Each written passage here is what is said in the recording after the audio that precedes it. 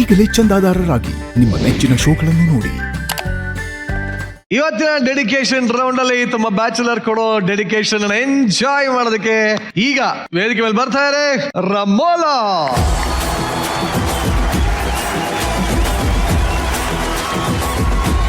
S ರಮೋಲಾ, ಏನ್ surprise ಇರ್ಬೋದು ಅಂತ ಅನಿಸ್ತಾ ಇದೆ? ನನ್ಗೇಕೋ ಏನು ಇಲ್ಲ ಅಂತ ಅನಿಸ್ತಾ ಇದೆ. ರಕ್ಷಕ್ ಬಪ್ಪ ನೀನೆ.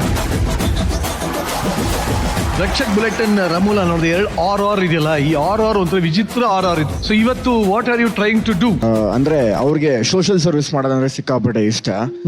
ಅಂದ್ರೆ ಅದೊಂಥರ ಎಮೋಷನಲ್ ನನಗೆ. ಯಾಕೆ ಅಂತ ಹೇಳಿದ್ರೆ ನಮ್ ತಂದೆನ ಕನೆಕ್ಟ್ ಮಾಡ್ಕೊಂಡು ನಮ್ ತಂದೆ ಯಾಕೆ ಎಕ್ಸ್ಪೈರ್ ಆದ್ರು, ಏನಕ್ಕೆ ಎಕ್ಸ್ಪೈರ್ ಆದ್ರು ಅನ್ನೋದು ನಂಗೆ ಒಂದು ಎಮೋಷನಲ್ ಬಾಂಡಿಂಗ್ ಇದೆಯಲ್ಲ, ಅದೇ ರೀತಿ ಅವ್ರಿಗೆ ಸೋಷಿಯಲ್ ಸರ್ವಿಸ್ ಅಂದ್ರೆ ತುಂಬಾ ಇಷ್ಟ. ಅದಕ್ಕೋಸ್ಕರ ಒಂದೇ ಒಂದು VT ಪ್ಲೇ ಆಗುತ್ತೆ. ಆ VT ಪ್ಲೇ ಆದ್ಮೇಲೆ ನಾನೇನು ಅಂತ ಹೇಳ್ತೀನಿ. ಹಲವು ಮಹನೀಯರು ಹುಟ್ಟಿನಿಂದ ಸಾಯುವವರೆಗೂ ಒಂದಲ್ಲ ಒಂದು ರೀತಿಯಲ್ಲಿ ನೊಂದ ಮನಸ್ಸುಗಳಿಗೆ ಸಹಾಯ ಮಾಡ್ತಾ ಬದುಕಿನ ಸಾರ್ಥಕತೆಯನ್ನ ನಮ್ಮ ಸಮಾಜಕ್ಕೆ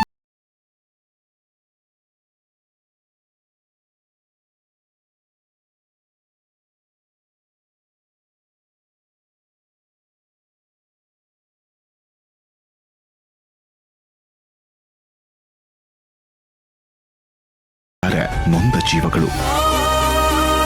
ಸಕಾಲಕ್ಕೆ ಅಂಗದಾನಿಗಳು ಸಿಗದೆ ಸಾವಿರಾರು ಅಮಾಯಕರು ಸಾವನ್ನಪ್ತಾರೆ. ಅಂತವರ ನೋವಿಗೆ ನಾವು ಸ್ಪಂದಿಸಬೇಕು. ಯಾಕಂದ್ರೆ ದಾನಗಳಲ್ಲೇ ಶ್ರೇಷ್ಠ ದಾನ ಅಂಗಾಂಗ ದಾನ. ಎಷ್ಟೋ ಸಾಧಕರು ತಾವು ಈ ಪ್ರಪಂಚವನ್ನ ಅಗಲಿದ ನಂತರವೂ ಜೀವಂತವಾಗಿ ನಮ್ಮೊಂದಿಗೆ ಇದ್ದಾರೆ ಅಂದ್ರೆ ಅದಕ್ಕೆ ಮೂಲ ಕಾರಣ ಅವರ ಕೆಲಸ, ಪರಿಶ್ರಮ, ತ್ಯಾಗ ಹಾಗೂ ಅವರ ಸಾಧನೆ.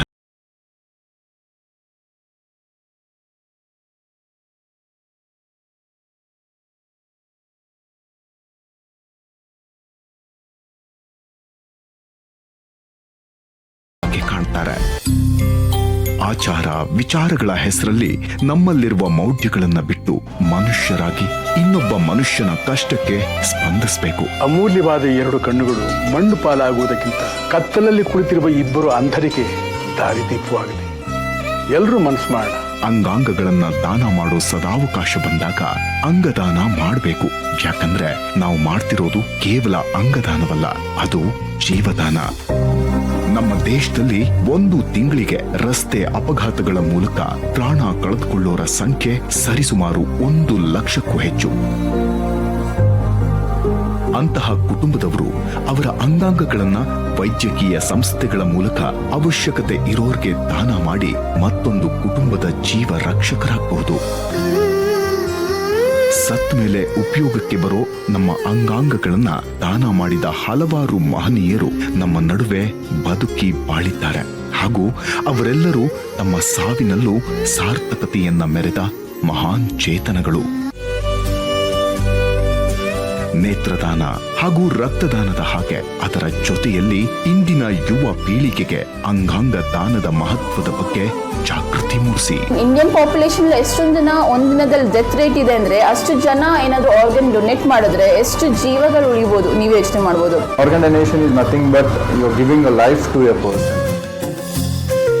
ಸತ್ತ ಮೇಲೆ ದೇಹವನ್ನ ಮಣ್ಣು ಮಾಡಿ ಹಾಳು ಮಾಡೋ ಬದಲು ಅಂಗಾಂಗವನ್ನ ದಾನ ಮಾಡಿ ಇನ್ನೊಬ್ಬರ ಬದುಕಿಗೆ ಬೆಳಕಾಗಿ ಬದುಕಿನ ಸಾರ್ಥಕತೆಯನ್ನ ಕಂಡುಕೊಳ್ಬೇಕು ಅನ್ನೋದು ನಮ್ಮ ಆಶಯ.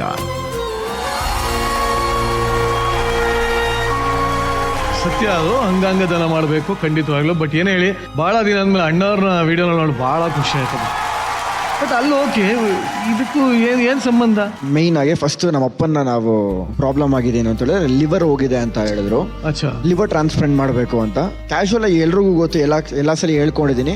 ಬಂದಾಗೂ ಬೆತ್ತಲೆ, ಹೋದಾಗ್ಲೂ ಬೆತ್ತಲೆ, ಹೋಗೋವಾಗ್ಲೂ ನಮ್ಮ ಮೈ ಮೇಲಿರೋ ಬಟ್ಟೆ ಎಲ್ಲ ಕತ್ತರಿಸ್ಬಿಟ್ಟೆ ನಮ್ಮ ಮಣ್ಣು ಮಾಡೋದು. ಬರೋವಾಗ್ಲೂ ಅಷ್ಟೇ ನಾವು ತಾಯಿಗಾರದ್ರಿಂದ ಬಟ್ಟೆ ಏನು ಹಾಕೊಂಬರಲ್ಲ, ತುಂಬಾ ಒಳ್ಳೆ ಇಂಪಾರ್ಟೆಂಟ್ ಬಟ್ಟೆಗಳೆಲ್ಲ ಹಾಕೊಂಬರಲ್ಲ. ಇಡೀ ಪ್ರಪಂಚಕ್ಕೆ ನಮ್ಮಪ್ಪ ನಗ್ಸಿದ್ರು. ಆದ್ರೆ ಕೊನೆ ದಿವಸಗಳಲ್ಲಿ ಒಂಥರ ಎಮೋಷನ್, ಒಂಥರ ನೆನ್ಸ್ಕೊಂಡ್ರೆ ಬೇರೆ ತರ ಫೀಲ್ ನನಗೆ. ಅದಕ್ಕೋಸ್ಕರ ನಾನು ಇಲ್ಲಿಂದ ಒಂದು ಪ್ರಾಮಿಸ್ ಮಾಡ್ತೀನಿ. ನಾನು ಸತ್ತಾಗ ನನ್ನ ಲಿವರ್ನ ದಾನ ಮಾಡ್ತೀನಿ. ಅದು ನಿಜವಾಗ್ಲೂ ನನ್ನ ಪ್ರಾಮಿಸ್. ಇದು ಇಲ್ಲಿಂದಾನೆ, ಇದು ಬರೀ ಒಂದು ಶೋಗಲ್ಲ. ಇದನ್ನ ನಾನು ಆಚೆ ಮಾಡ್ಬೇಕಂತ ಅನ್ಕೊಂಡಿದ್ದು. ಆನ್ ಸ್ಟೇಜ್ ಅಲ್ಲಿ ಇದೊಂದು ಚಾನ್ಸ್ ಸಿಕ್ತು ನನಗೆ. ಇದು ನನ್ನ ಒಂದು ಲಿವರ್ನ ನಾನು ಸತ್ತಾದ್ಮೇಲೆ ಯಾರೋ ಒಬ್ರಿಗೆ ಡೊನೇಟ್ ಮಾಡೋದ್ರಿಂದ ಅವ್ರ ಲೈಫ್ ಉಳಿಯುತ್ತೆ, ಅವ್ರ ದುಡ್ಡು ಉಳಿಯುತ್ತೆ, ಅವ್ರ ಮನೆಯವರು ಎಲ್ಲೋ ಒಂದ್ ಕಡೆ ನಮ್ಮ ನೆನ್ಸ್ಕೊಂಡಿಲ್ಲ ಪರವಾಗಿಲ್ಲ, ಅವ್ರು ಚೆನ್ನಾಗಿದ್ರೆ ಸಾಕು. ಅದಕ್ಕೋಸ್ಕರ ನನ್ನ ಒಂದು ಲಿವರ್ನ ನಾನು ಸತ್ತಾಗ ನಾನು ಬೇರೆಯವ್ರಿಗೆ ಡೊನೇಟ್ ಮಾಡಕ್ ಇಷ್ಟಪಡ್ತೀನಿ. ಅದು ನನ್ನ ಒಂದು ಓದ್ತಿದ್ದು ನನ್ನ ಪ್ರಾಮಿಸ್ ಇದು. ಓಕೆ ಪ್ರಮೋಲ, ನಿಮಗಿರೋ ಸೊಸೈಟಿ ಕನ್ಸರ್ನ್ಗೋಸ್ಕರ ರಕ್ಷತ್ ಒಂದು ನಿರ್ಧಾರ ತಗೊಂಡಿದ್ದಾನೆ, ಲಿವರ್ನ ಡೊನೇಟ್ ಮಾಡ್ತೀನಿ ಅಂದ್ರೆ ಅಫ್ಕೋರ್ಸ್ ದೇಹಾಂತ್ಯ ಆದ್ಮೇಲೆ. Why don't you come here, ಬನ್ನಿ. ಈ ರೀತಿ ಒಂದು ಇನಿಷಿಯೇಟ್ ರಕ್ಷಕ್ ತಗೊಂಡಿರೋದು ನನಗೆ ತುಂಬ ಖುಷಿ ಆಗ್ತಿದೆ ಆ್ಯಂಡ್ ಹೆಮ್ಮೆ ವಿಚಾರ ಕೂಡ. ಆ್ಯಂಡ್ ಈ ಶೋ ಅಲ್ಲಿ ತಗೊಂಡಿರೋದು ಅದು ಒಳ್ಳೆಯದೇ ಅಂತ ಅನಿಸುತ್ತೆ, ಬಿಕಾಸ್ ತುಂಬ ಜನಕ್ಕೆ ಇಲ್ಲಿಂದ ರೀಚ್ ಆಗುತ್ತೆ. ಆ್ಯಂಡ್ ನನಗೆ ಸೋಷಿಯಲ್ ಸರ್ವಿಸ್ ಮಾಡೋದು ಇಷ್ಟ ಅಂತ ಹೇಳಿದ್ರು, ಬಟ್ ಅದು ನನ್ನ ಖುಷಿಗೆ. ಅದನ್ನು ಬಿಟ್ಟರೆ ಇದು ಆ್ಯಕ್ಚುಲಿ ನಾವು ಈ ಭರ್ಜರಿ ಬ್ಯಾಚುಲರ್ ಶೋ ಮುಖಾಂತರ ಈ ರೀತಿಯಾಗಿ ಮಾಡಿದಾಗ ಇದು ಜಾಸ್ತಿ ಜನಕ್ಕೆ ರೀಚ್ ಆಗುತ್ತೆ. ಆ್ಯಂಡ್ ನನಗೂ ಕೂಡ ಅದೊಂದು ಮೈಂಡಲ್ಲಿ ಇತ್ತು ಡೊನೇಟ್ ಮಾಡಬೇಕು ಅಂತ ಅನ್ನೋದು ಆರ್ಗನ್ಸ್ನ. ಸೊ ಇವತ್ತು ರಕ್ಷಕ್ ನೋಡಿದ್ಮೇಲೆ ನಾನು ಕೂಡ ಈ ಸ್ಟೇಜಲ್ಲಿ ಡೊನೇಟ್ ಮಾಡಬೇಕು ಅಂತ ಅಂದ್ಕೊಂಡಿದ್ದೀನಿ. ಸೊ ದಟ್ ಇದು ಇನ್ನೂ ತುಂಬ ಜನಕ್ಕೆ ರೀಚ್ ಆಗಲಿ, ಎಲ್ಲರೂ ಅದನ್ನ ಇನಿಷಿಯೇಟ್ ತಗೊಂಡು ಮಾಡಲಿ ಅಂತ, ಈ ಒಂದು ಮೆಸೇಜ್ ಎಲ್ಲರಿಗೂ ತಲುಪಲಿ ಅಂತ ಈ ಸ್ಟೇಜಲ್ಲಿ ನಾನು ಕೂಡ ರಕ್ಷಕ್ ಜೊತೆ ಡೊನೇಟ್ ಮಾಡ್ತಾ ಇದ್ದೀನಿ. Very nice. ಸೊ ಖಂಡಿತವಾಗ್ಲೂ ಇದನ್ನ ಎಲ್ಲರೂ ಮಾಡಿ ಅಂತ ಕೇಳ್ಕೊತಾ ನಿಮ್ಮಿಬ್ಬರ ಇನಿಷಿಯೇಟಿವ್. ಆ್ಯಂಡ್ ಇನ್ನೊಂದು ವಿಷಯ ಏನಂತಂದ್ರೆ, ಹುಟ್ಟಿದ ಮೇಲೆ ಏನಾದರೂ ಒಂದು ಅಚೀವ್ಮೆಂಟ್ ಮಾಡಬೇಕು, ಏನಾದರೂ ಮಾಡಿ ಸಾಯ್ಬೇಕು ಅಂತ ಹೇಳ್ತಾರೆ. ಅಂದ್ರೆ ಅಟ್ಲಾಸ್ಟ್ ನಿಮ್ಗೆ ಏನೂ ಮಾಡೋಕ್ಕಾಗಿಲ್ಲ ಜೀವನದಲ್ಲಿ ಅಂತಂದ್ರೆ ಅಟ್ಲೀಸ್ಟ್ ಇದನ್ನಾದ್ರೂ ಮಾಡಿ. ಸೊ ನನಗೆ ಈ ವಿಚಾರದಲ್ಲಿ ತುಂಬಾ ಖುಷಿ ಆಯ್ತು Rakshak. Thank you so much. Thank you. Rachchu, ಅಲ್ಲ, ಇದಕ್ಕೆ ತುಂಬಾ ಧೈರ್ಯ ಬೇಕು ಈ ಮಾತನ್ನ ಈ ಏಜ್ ಅಲ್ಲಿ ಹೇಳೋದಕ್ಕೆ. ಅಂಡ್ ಇವನ್ ರಮೋಲಾ, ನೀವು ಹೇಳಿದ್ರಲ್ಲ ಡೊನೇಟ್ ಮಾಡ್ತೀನಿ ಅಂತ. Yes ma'am. ಏನ್ ಯಾವ್ದು what made you to say that? Was it because ನನಗೆ ಆಕ್ಚುಲಿ ಇದು ಫಸ್ಟ್ ಹಿಟ್ ಆಗಿದ್ದು ಪುನೀತ್ ಸರ್ ನೋಡಿದ್ಮೇಲೆ. ಹಾ, ಅಷ್ಟೇ. ಅವ್ರು ನೋಡಿದಾಗ ಇವತ್ತಿದ್ರೆ ನಾಳೆ ಇರಲ್ಲ, ಸೊ ಹೇಳಕ್ಕಾಗಲ್ಲ ಯಾರು ಇವತ್ತಿರ್ತಾರೆ, ನೆಕ್ಸ್ಟ್ ಸೆಕೆಂಡೇ ಇರ್ತಾರೋ ಇಲ್ವೋ. ಸೊ ಆ ವಿಚಾರ ನನಗೆ ತುಂಬ ಇನ್ಸ್ಪೈರ್ ಮಾಡಿದ್ದು. ಸೊ ಆವಾಗಲೇ ನಾನು ಡಿಸೈಡ್ ಮಾಡಿದ್ದೆ, ಒಂದು ಪ್ರೋಸೆಸ್ ಆಗಿರಲಿಲ್ಲ. ಸೊ ಒಂದು ಭರ್ಜರಿ ಬ್ಯಾಚುಲರ್ಸ್ ಮುಖಾಂತರ ಒಂದು ಆಪರ್ಚುನಿಟಿ ಸಿಕ್ತು, ಸೊ ದಟ್ ತುಂಬ ಜನಕ್ಕೆ ಇದೊಂದು ಮೆಸೇಜು ಆಗುತ್ತೆ ಅಂತ ಇಲ್ಲಿ ಮಾಡಿದ್ರೆ. ಬಟ್ ರಮೋಲಾ, ನಂಗೆ ನೀವು ಹೇಳಿದ ಮಾತು ತುಂಬಾನೇ ಇಷ್ಟ ಆಯ್ತು. ಸೂಪರ್. Yes Ravi sir. ಒಟ್ಟಿನಲ್ಲಿ ರಕ್ಷಕ್ ಮನಸ್ಸಲ್ಲಿರೋ ನೋವಿಗೆ ರಮೋಲಾ ಮಾಡೋ ಸೋಷಿಯಲ್ ಸರ್ವಿಸಲ್ಲಿರೋ ಗುಡ್ ಥಾಟ್ ಅವನ್ನ ಇವತ್ತು ಪ್ರವೋಕ್ ಮಾಡಿ ಇದೊಂದು ಡಿಸಿಷನ್ ತಗೊಂಡಿದೆ. And she has been happy for that. ಇನ್ನು ಅದಕ್ಕಿಂತ ಏನು ಬೇಕು. Thank you sir, thank you.